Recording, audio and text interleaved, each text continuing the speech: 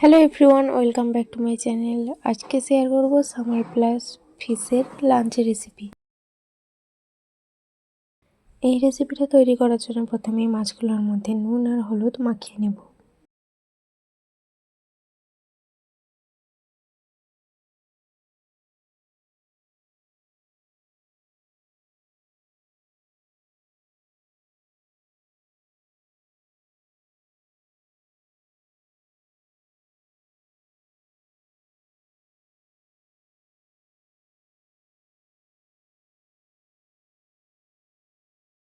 এবার একটা কড়াইয়ের মধ্যে সর্ষের তেল গরম করে তার মধ্যে নুন আর হলুদটা দিয়ে নুন হলুদ মাখানো মাছগুলো এক এক করে দিয়ে দেব।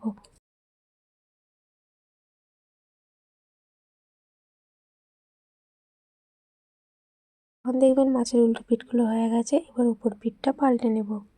এইভাবে মাছগুলো প্রথমে একটু হাই ফ্লেমে ভেজে এবং লো ফ্লেমে ভাজার পর ভেজে তুলে নেব।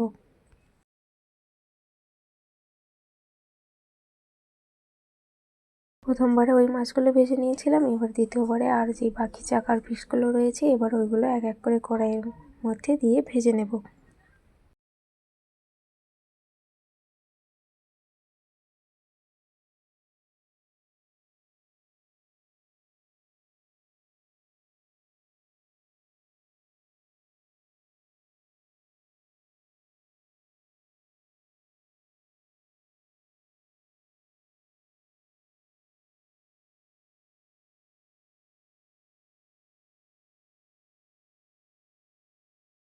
মাছের উল্টো পিঠটা দেখলেই বুঝতে পারবেন যে মাছগুলো কীরকমভাবে ভাজা হয়েছে। দেখুন, দেখলেই বুঝতে পারবেন।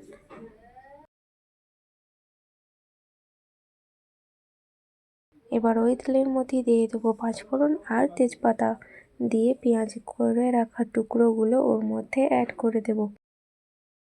পেঁয়াজটা ভাজা হোক ততক্ষণে একটা মশলা রেডি করেছি, সর্ষে বেটেছি, তার মধ্যে দিয়ে দিয়েছি হলুদ গুঁড়ো, জিরে গুঁড়ো আর দিয়ে দিয়েছি অল্প পরিমাণ মতো লঙ্কা গুঁড়ো।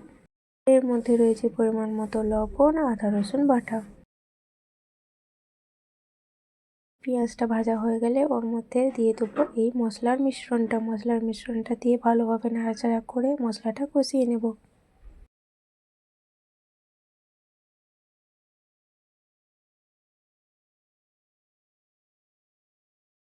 দেখুন, মশলাটা কষানো হয়ে গেলে যখন দেখবেন এই মশলা থেকে তেল ছেড়ে দিয়েছে তখন গ্রেভির জন্য পরিমাণ মতো জল দিয়ে দেব।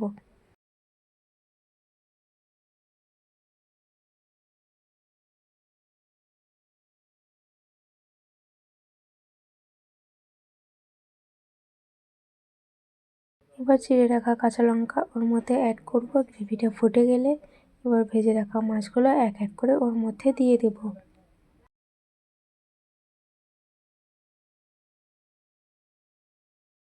এই মাছগুলো দেওয়ার পর একটু নাড়াচাড়া করে 10 মিনিট কুক হওয়ার পর নামিয়ে নেব। ব্যাস, তাহলেই রেডি এই রেসিপিটা। গরম ভাতে এই রেসিপিটা একদম পারফেক্ট রেসিপি। দেখুন কত সুন্দর হয়েছে।